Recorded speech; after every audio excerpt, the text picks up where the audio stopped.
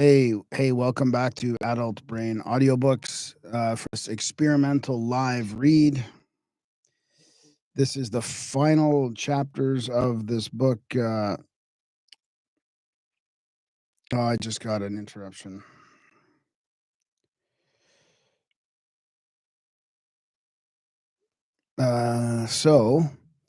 Of Ancient America in Notes on American Archaeology by John Baldwin in 1871. So we are all the way through the book, and we were talking about the appendix now, which is right in the show notes there. We're talking about the Northmen in America and the Welsh in America, antiquities of the Pacific Islanders or the islands, and deciphering the inscriptions.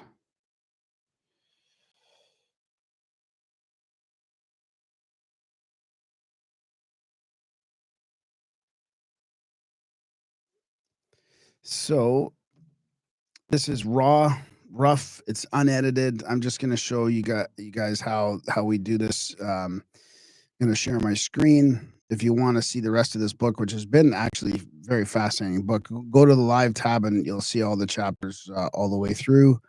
The titles describe it, and that's about it. I'm going to show the entire screen here. I had some problems today with my recording software, trying to redo the keys on there.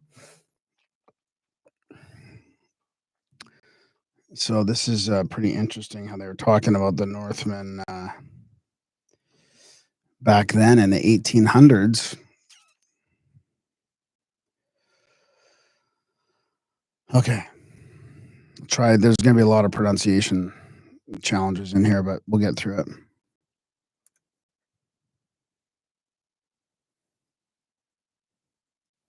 Appendix A. The Northmen in America. It is generally known, I suppose, that original manuscript records of Norse voyages to this continent have been carefully preserved in Iceland, and that they were first published at Copenhagen in 1837 with a Danish and Latin translation. These narratives are plain, straightforward, business-like accounts of actual voyages made by the Northmen in the 10th and 11th centuries to Greenland, Newfoundland, Nova Scotia, and the coast of Massachusetts and Rhode Island. Within the whole range of the literature of discovery and adventure, no volumes can be found which have more abundant internal evidence of authenticity. It always happens when something important is unexpectedly added to our knowledge of the past that somebody will blindly disbelieve. Dugald Stewart could see nothing but frauds of archforgers. I'm just going to pull this up here. This is a new version of the software.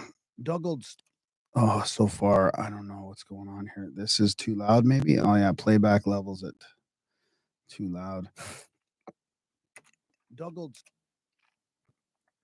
Hopefully that stays okay.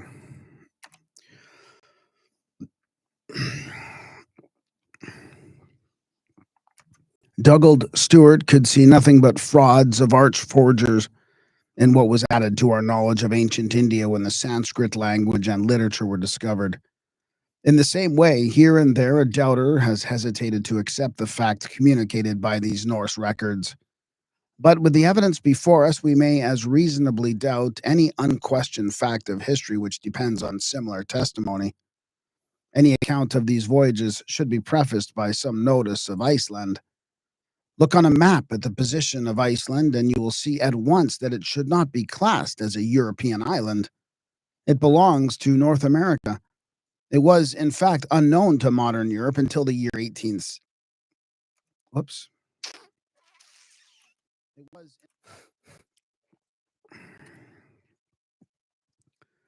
It was, in fact, unknown to modern Europe until the year 861 AD, when it was discovered by Nadod, a Norse rover.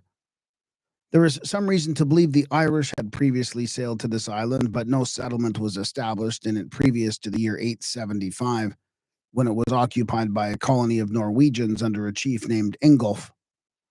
Owing to civil troubles in Norway, he was soon followed by many of the most intelligent, wealthy, and honorable of his countrymen. Thus, Iceland, away in the northern ocean, became a place of great interest. In the 10th and 11th centuries, the Icelanders had become eminent among the Norse communities for intellectual culture and accomplishment. They were far superior to their countrymen in Norway. To them, we are indebted for the existing records of Scandinavian mythology. They were daring and adventurous navigators, and when we consider how near Iceland is to America, it should not surprise us to hear that they found the American continent. Or, on the contrary, it would have been surprising if they had failed to find it. They first discovered Greenland and in 982 established a colony there. Afterward, in the course of many voyages, they explored the coast of America much farther south. Narratives of some of these voyages were carefully written and preserved. There are two principal records. One is entitled An Account of Eric the Red and Greenland. This appears to have been written in Greenland, where Eric settled and where the Northmen had a colony consisting of 280 settlements. I messed that one up. Just got to go back and redo that.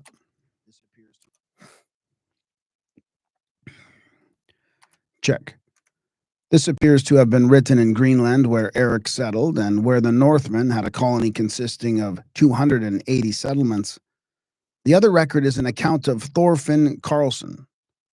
This was written in Iceland by a bishop, one of Thorfinn's immediate descendants. The Norse narrative introduces Eric's voyage of discovery as follows. There was a man of noble family whose name was Thorvald, and he... Let me just redo that quickly. He and his son Eric, surnamed the Red, were obliged to flee from Yadir in the southwest part of Norway, because in some feud that arose, they committed a homicide. They went to Iceland, which at that time was thoroughly colonized. Thorvald died soon after reaching Iceland, but Eric inherited his restless spirit. The record says he was at length involved in another feud in Iceland. Eric, being unjustly treated by some of his neighbors, committed another homicide, and the narrative relates what follows. Having been condemned by the court, he resolved to leave Iceland.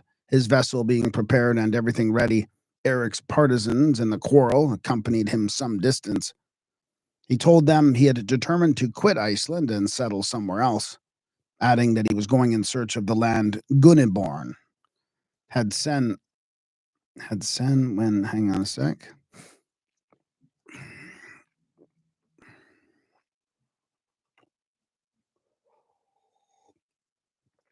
All right, I got it. He'd seen. He told them had seen. Check. I'm going to scroll up while I can here. He told them he had determined to quit Iceland and settle somewhere else, adding that he was going in search of the land Gunniborn had seen when driven by a storm into the Western Ocean, and promising to revisit them if his search should be successful. Sailing from the western side of Iceland, Eric steered boldly to the west. At length he found land and called the place Minjökull. Let me just double check that. I'm pretty sure that's what it is. Just double check the spelling quickly.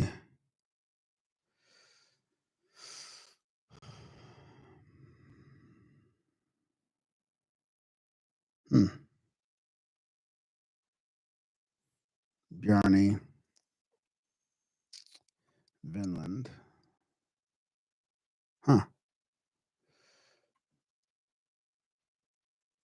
Idjokul. Oh, I thought I double checked that. Oh, there it is. Mythjökull. Mythjökull. Mythjökull.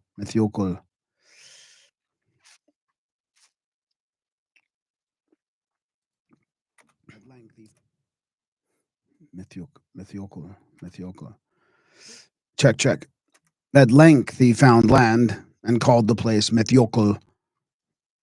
Mythjökull.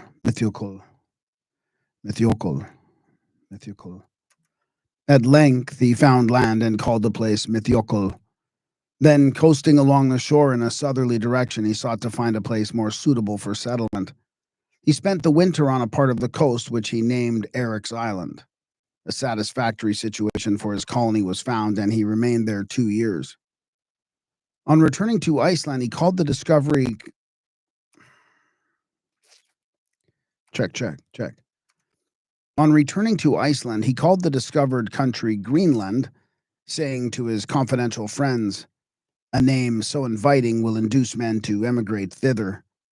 Finally, he went again to Greenland, accompanied by 25 ships, filled with emigrants and stores, and his colony was established. This happened, says the Chronicle, 15 winters before the Christian religion was introduced into Iceland. That is to say, Eric made this second voyage to Greenland 15 years previous to 1000 AD. Bjarni, son of Herolf, a chief man among these colonists, was absent in Norway when his father left Iceland. On returning, he decided to follow and join the colony, although neither he nor any of his companions had ever seen Greenland or sailed on the Greenland Ocean. Having arranged his business, he set sail and made one of the most remarkable and fearful voyages on record. On leaving Iceland, they sailed 3 days with a fair wind. Then arose a storm of northeasterly winds, accompanied by very cloudy, thick weather.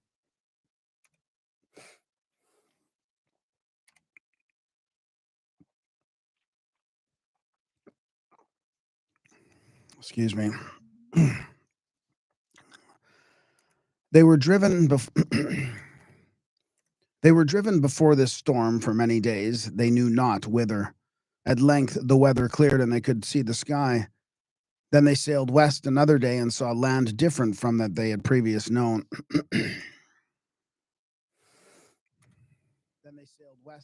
All right, I got to get focused here. I'm getting stuff loosening up in my head here.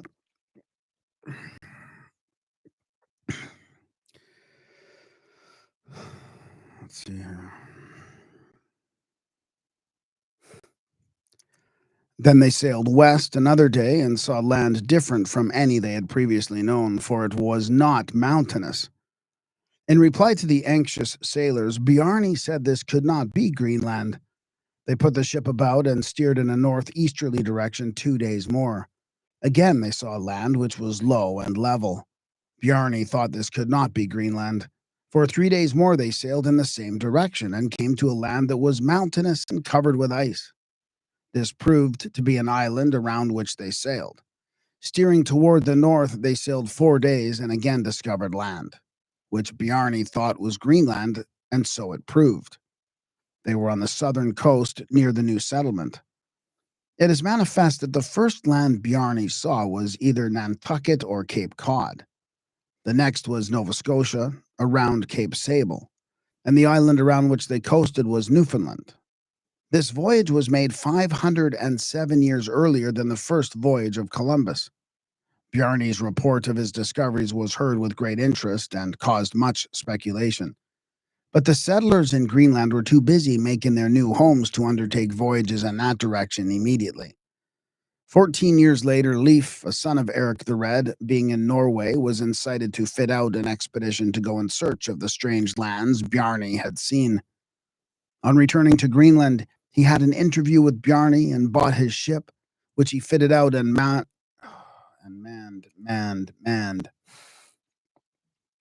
He had an interview. Zeus is here to say hi. On returning. Check. On returning to Greenland, he had an interview with Bjarni and bought his ship, which he fitted out and manned with 35 men. The first land seen by Leif after he sailed from Greenland was the island around which Bjarni sailed. This he named Helluland, the land of broad stones. Sailing on toward the south, they came next to a land that was low and level and covered with wood. This they called Markland, the land of woods. The narrative goes on. They now put to sea with a northeast wind and sailing still toward the south after 2 days touched at an island, Nantucket, which lay opposite the northeastern part of the mainland. Then they sailed through a bay between this island and a cape running northeast, and going westward sailed past the cape. And at length they passed up a river into a bay, where they landed. They had probably reached Mount Hope Bay. They constructed rude dwellings and prepared to spend the winter at this place. It was about mid-autumn, and finding wild grapes, they called the country Vinland. Leif and his people were much pleased with the mildness of the climate and goodness of the soil. The next spring they loaded their vessels with timber and returned to Greenland, where Eric the Red having died, Leif inherited his estate and authority and left exploring expeditions to others. The next year, Leif's brothers let's see. The next year, Leif's brother Thorvald went to Vinland with 1 ship and 30 men, and there passed the winter. The following summer, he explored the coast westward and southward and seems to have gone as far south as the Carolinas.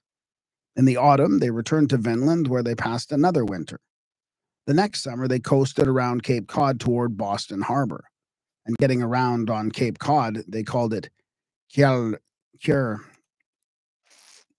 and getting around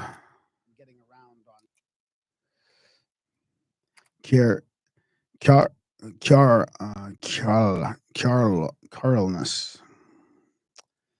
This is a tough one. Let me just double check this. I thought I did have it written down here somewhere.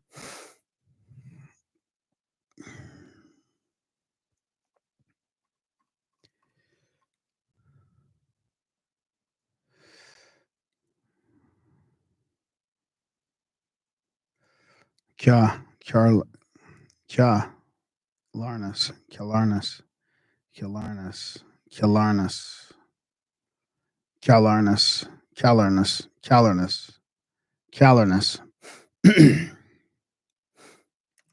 And getting around on Cape Cod, they called it Carlinus, Keel Cape. Here the chronicle first speaks of the natives who called, I'm going to redo that whole thing again. And getting around on Cape Cod, they called it Carlinus. Callarnus.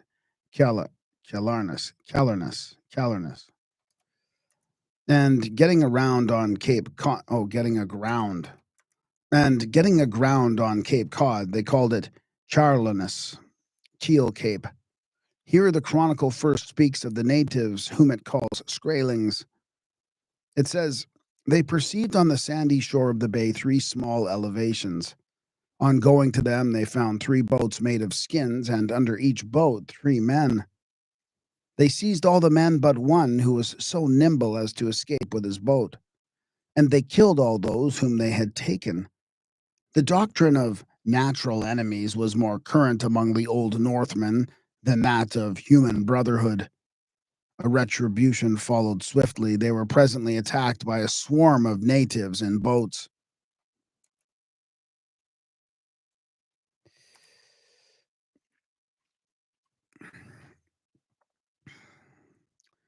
Interesting. The Skraelings were beaten off, but Thorvald, being fatally wounded in the skirmish, died and was buried on a neighboring promontory. His companions, after passing a 3rd winter in Vinland, returned to Greenland, having been absent 3 years. This, considering the circumstances, was an adventurous voyage, a brave exploring expedition sent from the Arctic regions to make discoveries in the mysterious.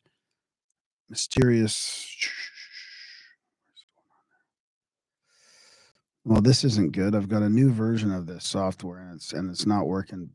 It's not working any better at all. So let me just redo this. This, considering the circumstances,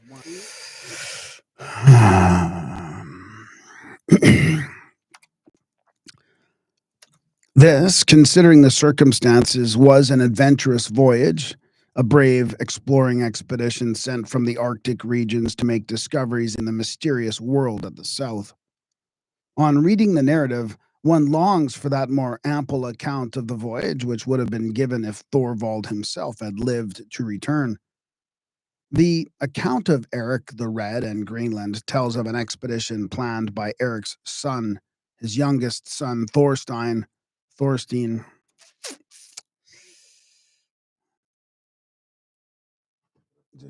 Zeus. Luckily, Zeus doesn't step on the keyboards, or I'd be in trouble. The account of Eric the Red and Greenland tells of an expedition planned by Eric's youngest son, Thorstein, which was prevented by Thorstein's death. It relates the particulars of a voyage to Vinland made by Eric's daughter, Freydis, with her husband and his two brothers. Freydis is described as a cruel, hard-hearted, enterprising woman, mindful only of gain. The chronicle says her husband, named Thorvald, was weak-minded and that she married him because he was rich. During the voyage, she contrived to destroy her husband's brothers. Wow. Nasty shield maiden. During the voyage, she contrived to Check. During the voyage, she contrived to destroy her husband's brothers and seize their ship, for which evil deed she was made to feel her brother Leif's anger on her return. The same chronicle gives an account of a voyage northward up Baffin's Bay and through what is now called Wellington Channel. There is also a romantic story of Thorstein's widow, Gudrid, an exceedingly beautiful and noble-minded woman, which tells how she was courted and married by Thorfinn Karlsson, a man of distinguished character and rank, who came from Iceland with ships and was entertained by Leif. Thorfinn came to Greenland in the year 1006, and having married Gudrid, Thorstein's widow, was induced by her to undertake a voyage to Vinland. They left Greenland with 3 ships and 160 men, taking with them livestock and all things necessary to the establishment of a colony. The vessels touched at Newfoundland and Nova Scotia, and having reached Vinland, they passed up Buzzards Bay, disembarked their livestock, and preparations were made for winter residence.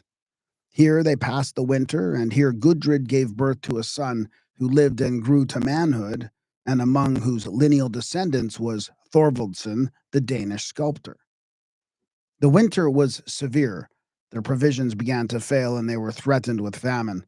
This occasioned many anxieties and some adventures. One of the company, a fierce, resolute man, bewailed their apostasy from the old religion and declared that to find relief they must return to the worship of Thor. But they found a supply of provisions without trying this experiment.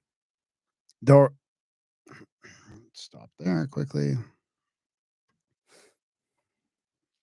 Check. Thor's worshipper afterward left the company with a few companions to pursue an expedition of his own and was killed by the natives. The next spring, Thorfinn explored the coast farther west and south. Then he went to the bay where Leif spent the winter and there passed his second winter in Vinland. He called the bay Hope. The Indians called it Haup, and we call it Hope. During the next season, they saw many natives and let me just redo that quickly. During the next season, they saw many natives and had much intercourse with them, which finally led to hostilities. The natives in great numbers attacked them fiercely, but were signally defeated. Freydis, being with the company, fought desperately in this battle and greatly distinguished herself as a terrible combatant. Although in that particular I got to redo that. Freydis, the shield maiden.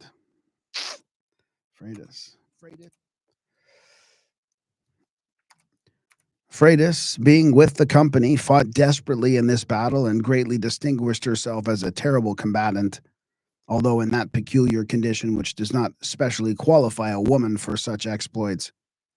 Thorfinn afterward explored Massachusetts Bay, spent a third winter in Vinland, and then, with part of the company, returned to Greenland.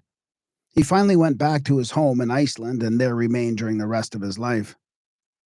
The Indians had traditions which appeared to have preserved recollections of these visits of the Northmen. In 1787, Michael Lort, vice president of the London Antiquarian Society, published a work in which he quoted the following extract of a letter from New England, dated more than half a century earlier. There was a tradition current with the oldest Indians in these parts that there came a wooden house, and men of another country in it, swimming up the Assunet, as this Taunton river was then called, who fought the Indians with mighty success. There was now a settlement in Vinland at Hope Bay, and voyages to that region became frequent. The Old Norse narrative says, expeditions to Vinland now became very frequent matters of consideration, for these expeditions were considered both lucrative and honorable. The following appears in Wheaton's History of the Northmen. A part of Thorfinn's company remained in Vinland and were afterward joined by 2 Icelandic chieftains. In the year 1059, it is said, an Irish or Saxon priest named John, who had spent some time in Iceland, went to preach to the colonists in Vinland, where he was murdered by the heathen.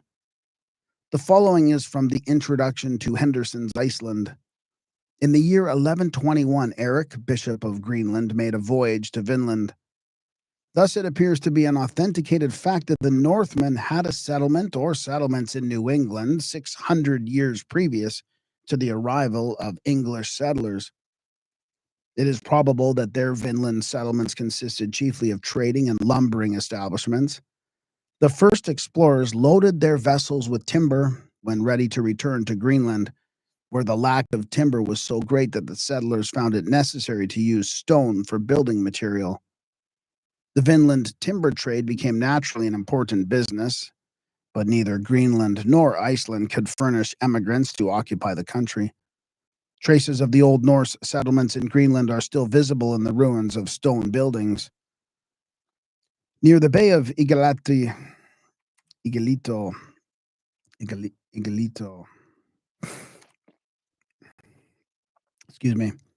Near the Bay of Igalito in Greenland are remains of a stone church. Vinland was covered with great forests, and there it was much easier and cheaper to build houses of wood. The Norse records speak also of a region south of Vinland to which voyages were made. It is called, I have to look up that one. It's an easy pronunciation, but it's still hard to get it off the cuff. See what my assistant said about that one. Yeah, it's called Vinat Hui, Vitra Monnaland. It is called Vitra Monnaland. Indeed, 2 great regions farther south are mentioned. There is a romantic story of one Bjorn Asbrandsson.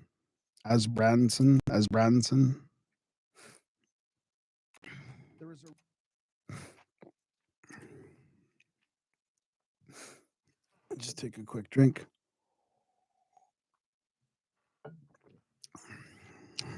Bjorn Asbrandsson.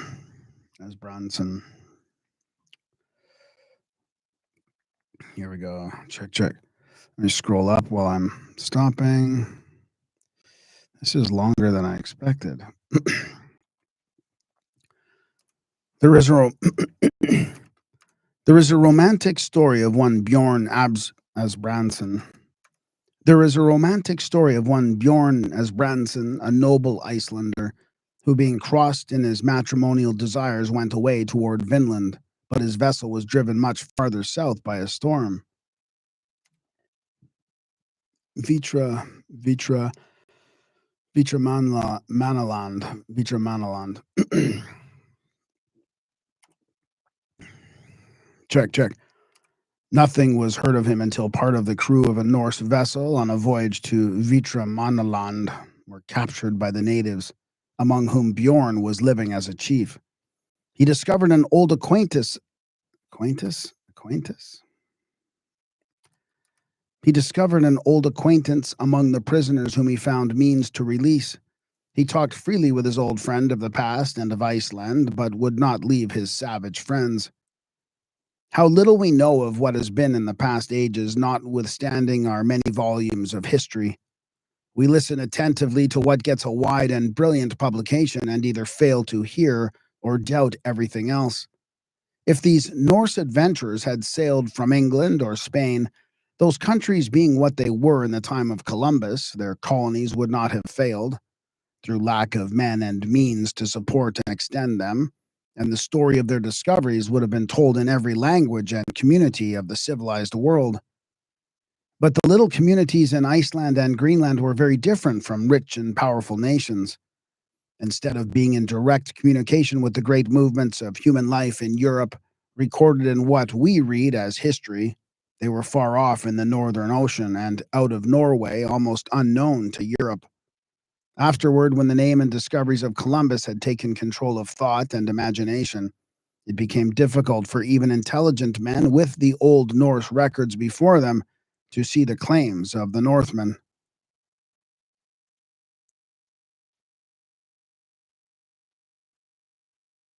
Appendix B. The Welsh in America. The story of the emigration of America of Prince Madoc or Madog is told in the old Welsh books as follows. About the year 1168 or 1169 AD, Owen Gwynedd, ruling prince of North Wales, died, and among his sons there was a contest for the succession, which, becoming angry and fierce, produced a civil war. His son Madoc, who had command of the fleet, took no part in this strife. Greatly disturbed by the public trouble and not being able to make the combatants hear reason, he resolved to leave Wales and go across the ocean to the land at the west. Accordingly, in the year 1170 AD, he left with a few ships going south of Ireland and steering westward. The purpose of this voyage was to explore the western land and select a place for settlement. He found a pleasant and fertile region where his settlement was established. Leaving 120 persons, he returned to Wales, prepared 10 ships, prevailed on a large company, some of whom were Irish, to join him, and sailed again to America. Nothing more was ever heard in Wales of Prince Madog or his settlement. All this is related in old Welsh annals preserved in the abbeys of Conway and Stratfleur. These annals were used by Humphrey Lyld in his translation and continuation of Caradoc's History of Wales, the continuation extending from 1157 to 1270 AD. This emigration of Prince Madog is mentioned in the preserved works of several Welsh bards who lived before the time of Columbus.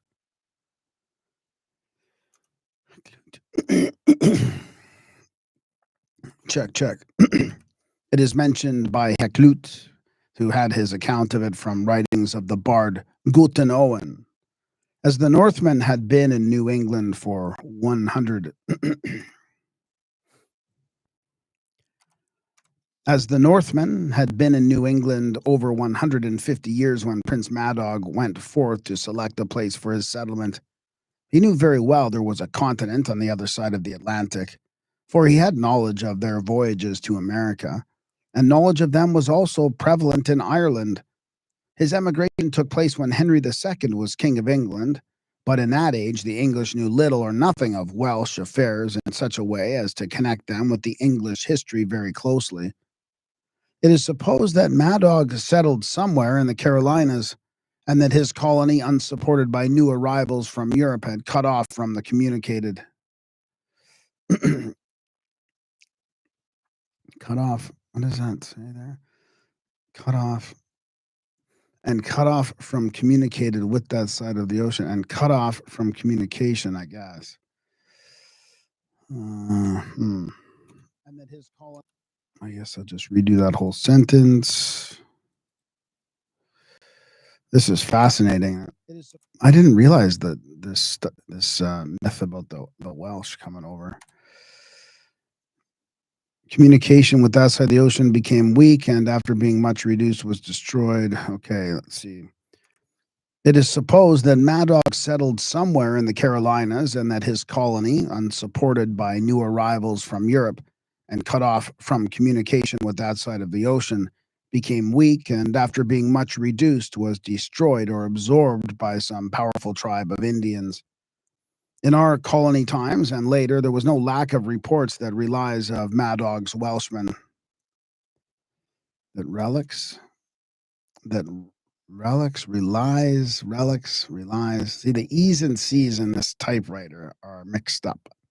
And even that relies of Mata in our colony times and later, there was no the relics of Mat, even there. Okay, relics. In our colony times. In our colony times and later, there was no lack of reports that relics of Mad Dogs, Welshmen, and even their language had been discovered among the Indians. But generally, they were entitled to no credit. The only report of this kind having any show of claim to respectful consideration is that of Reverend Morgan Jones, made in 1686 in a letter giving an account of his adventures among the Tuscaroras. Tuscaroras.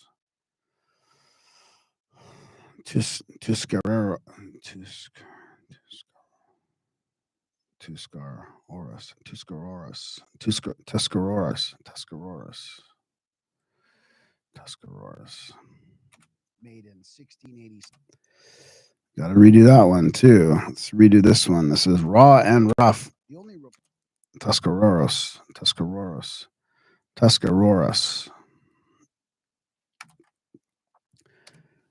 The only report of this kind having shown any of any show of claim.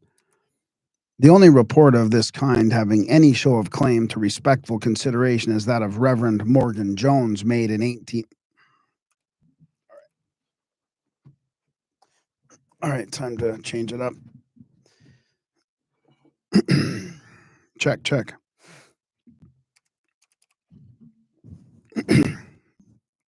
Check. The only report of this kind having any show of claim to respectful consideration is that of Reverend Morgan Jones, made in 1686, in a letter giving an account of his adventures among the Tuscaroras. These Tuscarora Indians were lighter in color than the other tribes, and this peculiarity was so noticeable that they were frequently mentioned as white Indians. Mr. Jones's account of his experiences among them was written in March 1686 and published in the Gentleman's Magazine for the year 1740 as follows.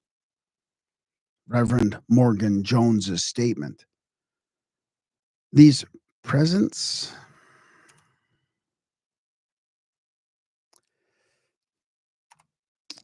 presents all persons these certify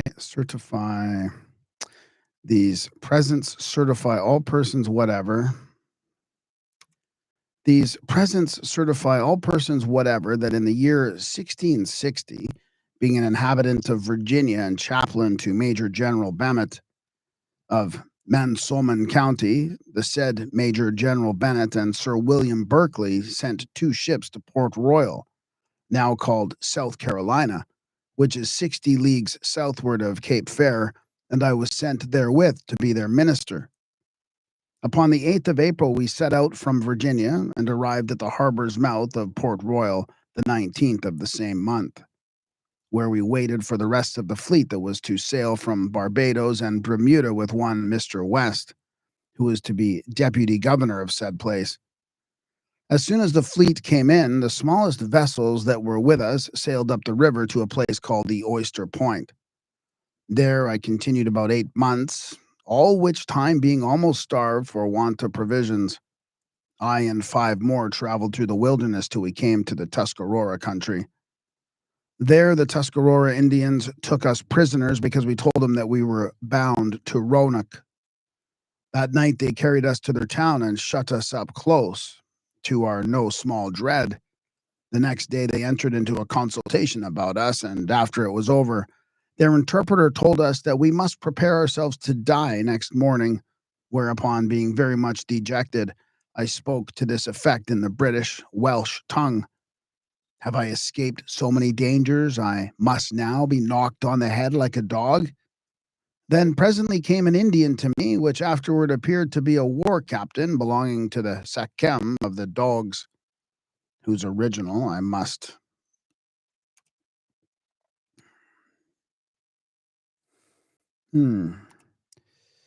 whose original, I find, must needs be from the old Britons, and took me up by the middle and told me in the British Welsh tongue I should not die, and thereupon went to the Emperor of Tuscarora, and agreed for my ransom, and the men that were with me.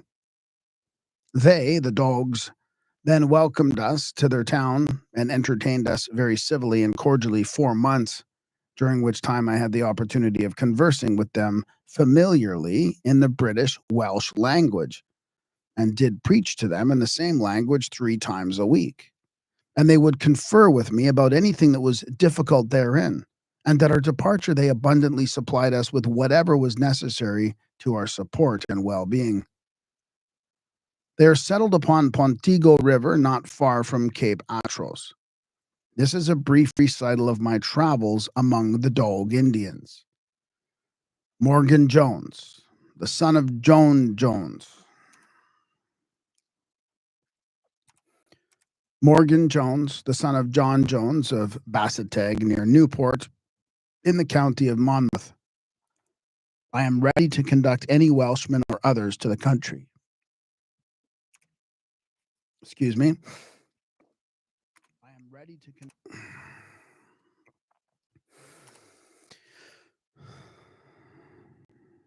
Hello, Sati, and thank you, Macapston Productions. I am ready to conduct any Welshman or others to the country. New York, March 10th, 1685-86. Other accounts of his travels among the dogs of the Tuscarora nation were published much earlier, but no other has been preserved. His veracity was never questioned. What shall be said of his statement? Were the remains of Prince Madog's company represented in these dog Tuscaroras?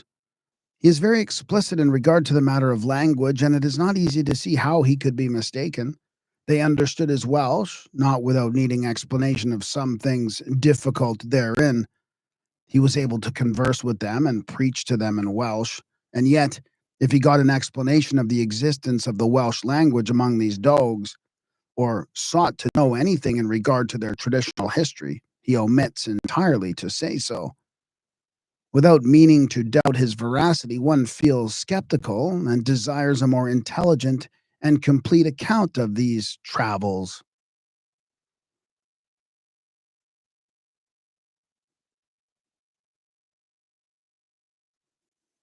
Appendix C. Antiquities of the Pacific Islands. There are indications that the Pacific world had an important ancient history, and these multiply as our knowledge of that world increases. The wide diffusion of Malay. Let me redo that quickly. The wide diffusion of Malay dialects in the Pacific Islands suggests the controlling influence by which that ancient history was directed. The ancient remains at Easter Island are known. Two of the great images found there are now in the British Museum. All who have examined this island believe these remains were the work of a former race, and that had formerly an abundant population. It is not generally known that antiquities more important than these exist on many of the other islands of the Pacific Ocean. An educated and very intelligent gentleman who has lived many years on one of these islands and visited a considerable portion of Polynesia finds that the Pacific has antiquities which deserve attention. He has sent me papers containing descriptions of some of them, taken from the diary of an intelligent and observant shipmaster, much of whose life as a mariner has been passed on the Pacific. These papers were prepared for publication in a newspaper at Sydney. The gentleman sending them says in his letter, "These researches are not very minute or accurate, but they indicate that there is a vast field ready for exploit." I am just going to redo that, but I'm also just going to quickly copy. I don't want to waste time doing this, but so this is at the start of that quote. But I want to copy this about the Easter Island, because it's interesting that they say these Easter Islands have been examined. They were the work of, all who have examined them said it was a work of a former former population, what do they call it? Former race, which is pretty interesting. I want to just make a note of that while I'm in there. Funny how it all changed. You know, they thought of this. They knew this back in the 1800s, and then it all somehow changed, and it became taboo to talk about that. Okay, so where was I? I gotta go back to that. Find there. Okay. Metallanine. His letter. There we go. Okay, got it. These researches are not very minute or accurate, but they indicate that there is a vast field ready for exploration in the Pacific, as well as in Central America and Egypt. The papers to which I refer begin with ruins observed in the island of Ascension or Fanipe, and describe the great temple at Metallanine.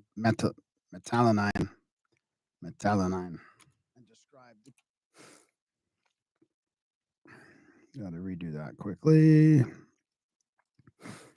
The papers.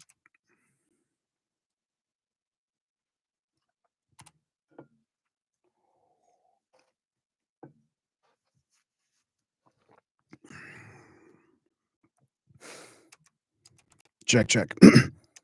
The papers to which I refer begin with ruins observed in the island of Ascension of Fanipe, and describe the great temple at Metallanine. This was a large edifice well built of stone and connected with canals and earthworks. Vaults, passages, and platforms, all of basaltic stones, are also mentioned. Got that wrong.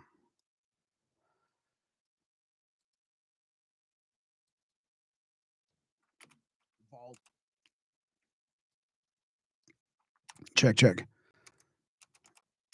Vaults, passages, and platforms, all of basaltic stones, are mentioned. Also, below the pavement of the main quadrangle on opposite sides are two passages or gateways, about 10 feet square, pierced through the outer wall down to the waters of the canal. Within the walls is a central pyramidal chamber or temple with a tree growing on it. The whole ruin is now covered with trees and other vegetation. Other ruins exist in the island, one or two of which are described. Some are close upon the seashore, others are on the tops of solitary hills, and some are found on plateaus or cleared spaces far inland, but commanding views of the sea. One of the latter kind is a congeries of ruinous heaps of square stones covering at least 5 or 6 acres. It is situated on a piece of tableland surrounded by dense forest growths, and itself covered with low jungle. There is the appearance of a ditch in the form of a cross, at the intersecting angles of which are tall mounds of ruin, of which the original form is now undistinguishable beyond the fact that the basements, constructed of large stones, indicate that the structures were square. The natives cannot be induced to go near this place, although it abounds in wild pigeons, which they are extremely fond of hunting. These ruined structures were not built by barbarous people such as now inhabit the island of Ascension. There is no tradition relating to their origin or history among the present inhabitants, who, it is said, attribute them to Mali, evil spirits. The great temple was occupied for a time several generations ago, according to the natives, by the shipwrecked crew of a Spanish buccaneer, and relics of these outlaws are still found in its vaults, which they used as storehouses. On many low islands of the Marshall and Gilbert groups are curious pyramids, tall and slender, built of stones. The natives regard them with superstitious fear. The author of these papers, being a mariner, suggests that they are landmarks or relics of ancient copper-colored voyagers of the Polynesian race during their great migrations. Remarkable structures of this kind are found at Tapatui, one of the Kingsmill Islands, and on Tinian, one of the Ladrones, where also remarkable cyclopean structures are found. They are solid, truncated pyramidal columns, generally about 20 feet high and 10 feet square at the base. The monuments at Tinian were seen by Monsieur Arago, who accompanied Bougainville. According to this description, they form two long colonnades, the two rows being 30 feet apart and seeming to have once been connected by something like roofing. On Swallows Island, some 12 degrees eastward of Tapatia, is a pyramid similar in construction, and on the west side of the island is a vast quadrangular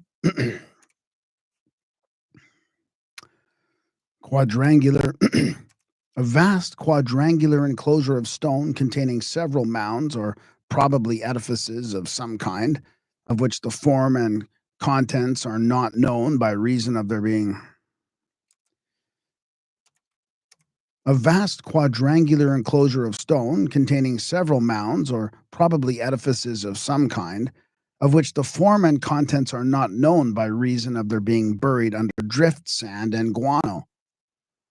On Strong's Island and others connected with it are ruins similar to those at Matellanine. On Lele, which is separated from Strong's Island at the harbor by a very narrow channel, there is a conical mountain surrounded by a wall some 20 feet high and of enormous thickness. The whole island appears to present a series of cyclopean enclosures and lines of great walls everywhere overgrown with forest. Some of the enclosures are parallelograms 200 by 100 feet in extent. One is much larger. The walls are generally 12 feet thick, and within are vaults, artificial caverns, and secret passages.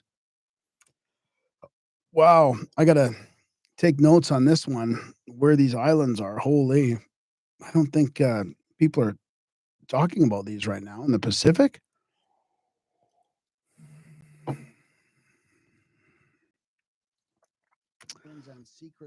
This is fascinating. The last appendix at the end of this old book. No white man is allowed to live on Lele, and strangers are forbidden to examine the ruins, on which it is supposed is concealed the plunder taken by the natives from captured or stranded ships. On the southwest side of the harbor at Strong's Island are many. What does that say? What does that say? On the south. So NALS, canals lined with stones, annals, canals. It's got to be canals. On the southwest side of the harbor at Strong's Island are many canals lined with stone. They cross each other at right angles, and the islands between their intersections were artificially raised and had tall buildings erected on them, some of which are still entire. One quadrant.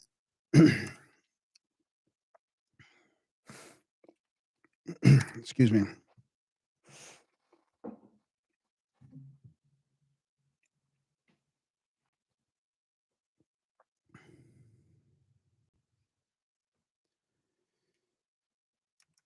One quadrangular tower about 40 feet high is very remarkable. The forest round them is dense and gloomy. The canals are broken and choked with mangroves. Not more than 500 people now inhabit these islands. Their tradition is that an ancient city formerly stood around this harbor, mostly on Lele, occupied by a powerful people whom they call Anut, and who had large vessels in which they made long voyages east and west, many moons being required for one of these voyages. Great stone. Great stone.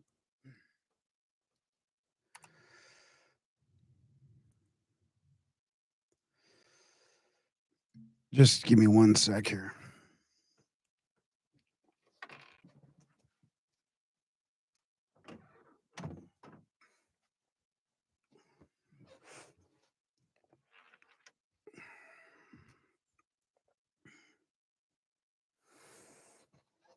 Okay, let's just finish this thing off. It's getting pretty close. This is great, though. Navigator's Islands. Great stone structures on some of Navigator's Islands, of which the natives can give no account, are mentioned without being particularly described.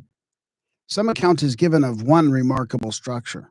On a mountain ridge 1,500 feet above the sea and near the edge of a precipice 500 feet high is a circular platform built of huge blocks of volcanic stone. It is 150 feet in diameter and about 20 feet high. On one side was the precipice, and on the other a ditch that may have been originally 20 feet deep. Trees 6 feet in diameter are now growing in the ruins of this platform. Remarkable ruins exist on some of the Marquesas.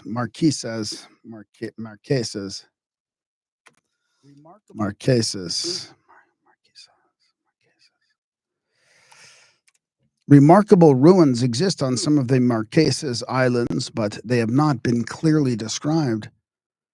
At first, when these antiquities were noticed by seamen, it was suggested that they were the remains of works constructed by the old buccaneers, but closer examination soon put this theory aside.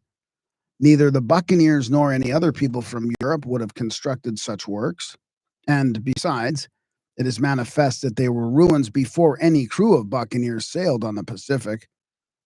The remains on Easter Island were described by Captain Cook. It has now been discovered that such remains exist at various points throughout Polynesia, and greater familiarity with the islands will very likely bring to light many that have not yet been seen by Europeans. The author of these papers, referring to the old discarded suggestion relative to the buccaneers, says, centuries of European occupation would have been required for the existence of such extensive remains, which are moreover not in any style of architecture practiced by people of the Old World. It is stated that similar stonework consisting of walls, strongholds, and great enclosures exist on the eastern side of Formosa, which is occupied by a people wholly distinct in race from the Mongols who invaded and occupied the other side. I just got to read that other sentence again. I wasn't present through it. Centuries of European occupation would have required the existence of extensive remains, which are. Hmm. Interesting. Interesting.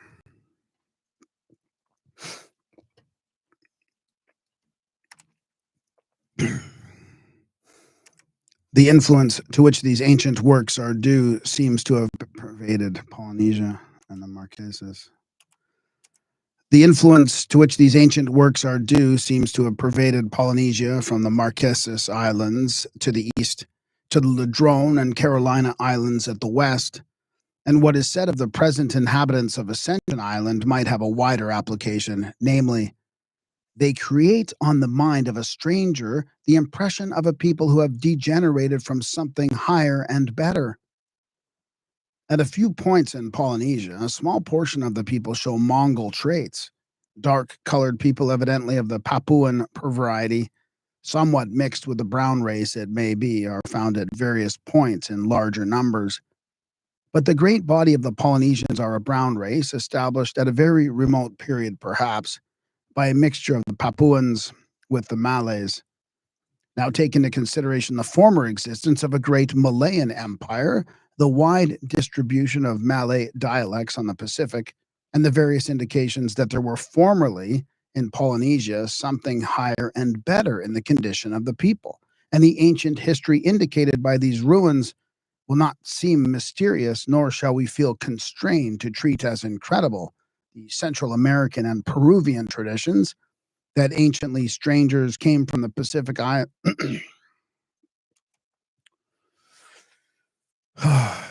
world in ships. Oh, that was just a way too long of a sentence. Okay, I'm just going to redo that whole thing. In Polynesia, try not to get rushy toward the end of this thing here. And the various indications that there were formerly in. I was kind of rushing through it too, so let's see what happens. It's probably right there. Now take into consideration.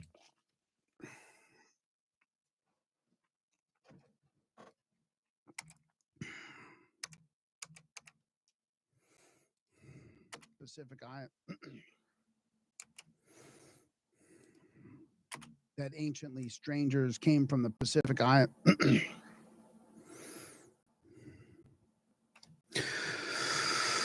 I've lost myself. I've lost where I was. By a mixture of the Papuans with the Malays, that ancient.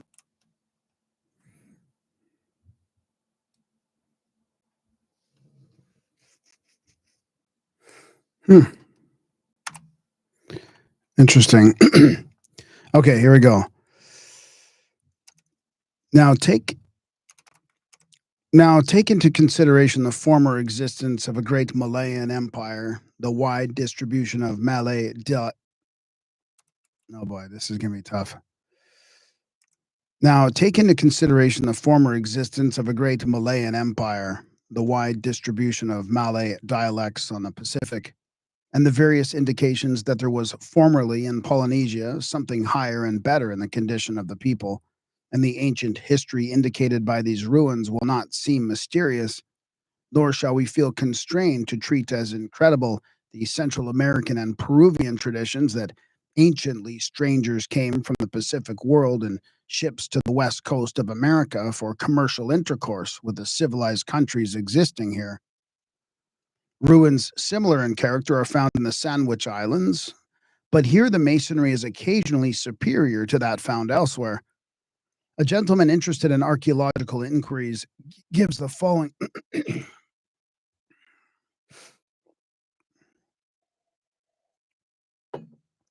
Sorry, I'm losing my voice here.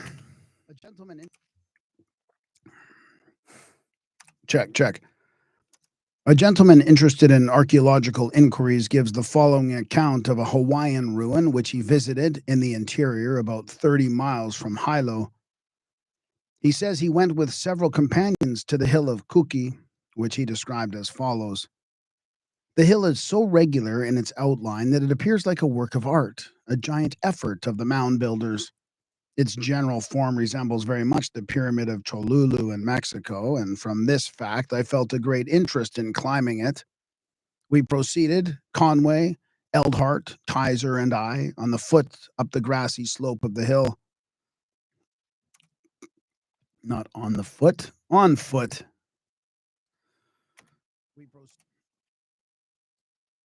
I'll just redo that quickly. We proceeded, Conway, Eldhart, Kaiser, and I, on foot up the grassy slope of the hill. There was an absence of all volcanic matter. No stone on the hill except what had been brought there by the hand of man. As we arrived near the summit, we came upon great square blocks of hewn stone, overgrown by shrubbery. And on reaching the summit, we found that it had been leveled and squared according to the cardinal points and paved. We found 2 square blocks of hewn stone embedded in the earth in an upright position, some 15 feet apart, and ranging exactly east and west. Over the platform was rank grass and a grove of coconuts, some 100 years old. Examining farther, I found that the upper portion of the hill had been terraced. The terraces near the summit could be distinctly traced, and they had evidently been faced with hewn stone. The stones were in perfect squares of not less than 3 feet in diameter, many of them of much greater size. They were composed of a dark vitreous basalt, the most durable of all stone. It is remarkable that every slab was faced and polished upon every side, so that they could fit together like sheets of paper. They reminded me much of the polished stones in some of the walls of Tiwanaku and other ruins in Peru. Many of the blocks were lying detached. Probably some had been removed. But there were still some 30 feet of the facing on the lower terrace partly in position. But all showed the ravages of time and earthquakes and were covered with accumulated soil, grass, and shrubbery. Conway and myself, in descending the hill, had our attention attracted by a direct line of shrubbery running from the summit to the base of the hill, on the western side, in the coconut grove below. To the coconut grove below. Let me just redo that. I messed up that one little 2-letter word, but it changes the whole context of the sentence.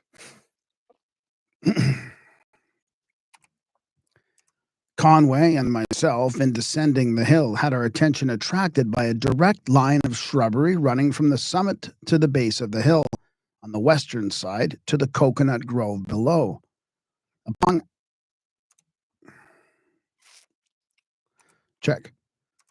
Upon examination, we found it to be the remains of a stairway, evidently of hewn stone, that had led from the foot of the hill to the first terrace, a height of nearly 300 feet.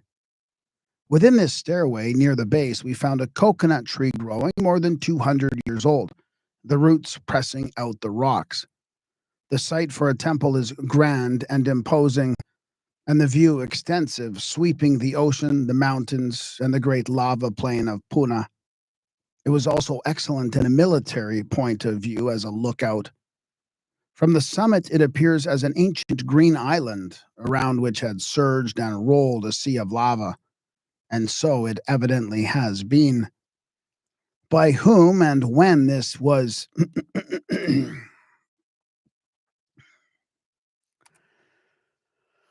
all right, we're almost there. By whom and when, what a strong finish to the book, though. I love it.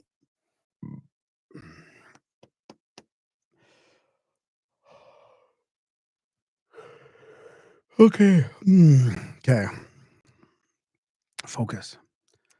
By whom and when was this hill terraced and these stones hewn?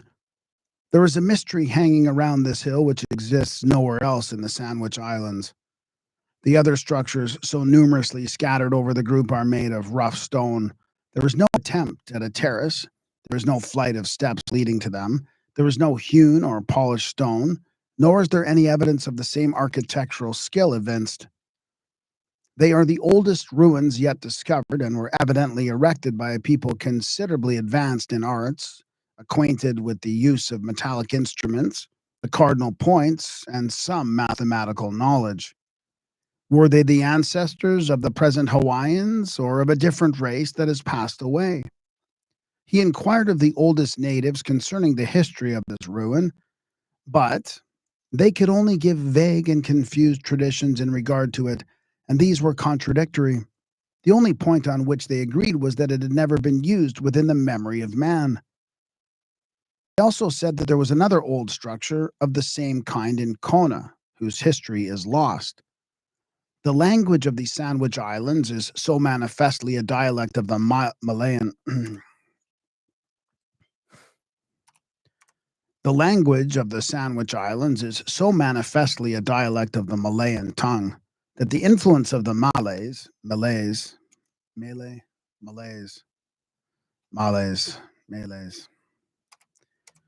the language of the Sandwich Islands is so manifestly a dialect of the Malayan tongue that the influence of the Malays must have been paramount in these islands in ancient times.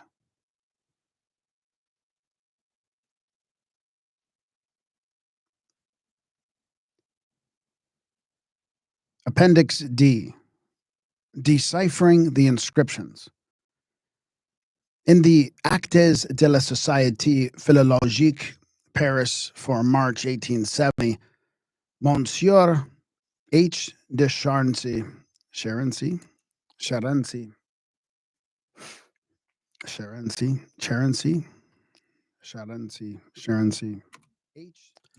All right. I'm going to have to look up this. I'm going to have to get my assistant to help me with this because I'm going to get hammered on this French pronunciation if I don't do it right. Charency.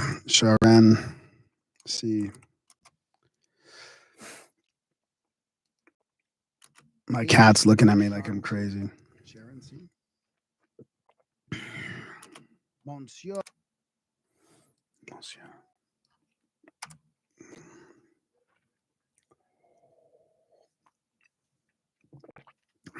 Charency. Should have gone with my intuition, Charency.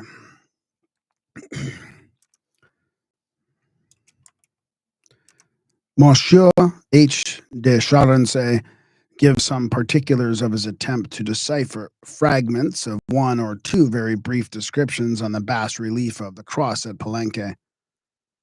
I know nothing of his qualifications for this work, but he appears to have studied the characters of the Maya alphabet preserved and explained by Landa. It is seen, however, that his attempt to decipher the inscriptions is a complete failure. In fact, he professes to have done no more than reproduce 2 or 3 words in Roman characters. He gives us Hunabku, Asnab, and Kukulkan as words found on the cross. Asnab is supposed to be the name of a month or of a day of the week, and the others names of divinities. He finds that the characters of the inscriptions are not in all respects identical with those found in Landa, and that Landa's list, especially when tested by the inscriptions, is incomplete. There is not absolute certainty in regard to the name Kukulkan. Nevertheless, Monsieur de Charensay makes this speculative use of it. The presence of the name Kukulkan on the bas relief of the cross is important in a historical point of view. The name of this demigod, which signifies the serpent with the quetzal plumes, is the Maya form of the Mexican name Quetzalcoatl, which has precisely the same meaning. But we know that the name and worship of this god were brought to the high plateaus of Central America toward the 9th century of our era. Consequently, the bas relief in question cannot be more ancient.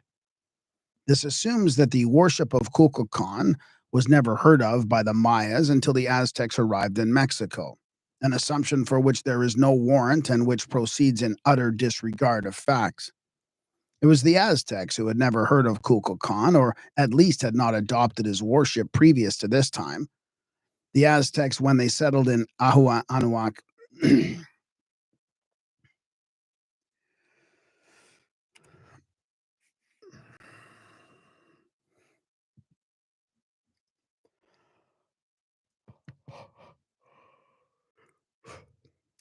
the Aztecs, when they settled in Anahuac, did not impart new ideas, religion, or culture to anybody.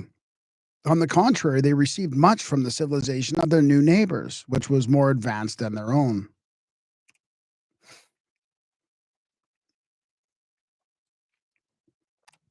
Check, check. It is very certain that neither the Mayas nor the Quiches borrowed anything from them.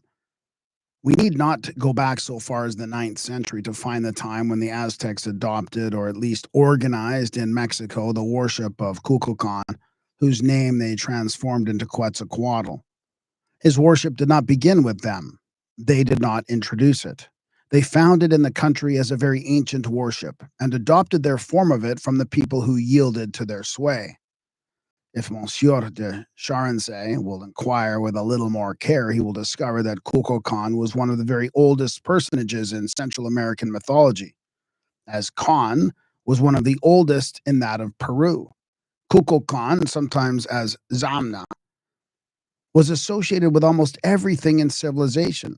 He introduced the beginnings of civilized life, invented the art of writing, and was to the Central Americans not wholly unlike what Thoth was to the Egyptians, and Tautus or Tot to the Phoenicians.